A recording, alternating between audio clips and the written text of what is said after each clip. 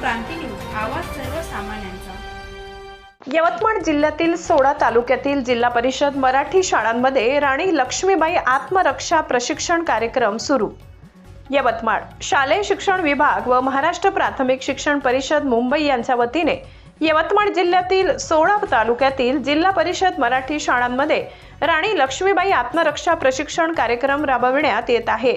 याचा उद्देश मुलींना अधिकाधिक अद्ययावत व परिपूर्ण प्रशिक्षण मिळावे यासाठी विशेष मार्गदर्शन व सराव सत्राचे आयोजन करण्यात येत आहे।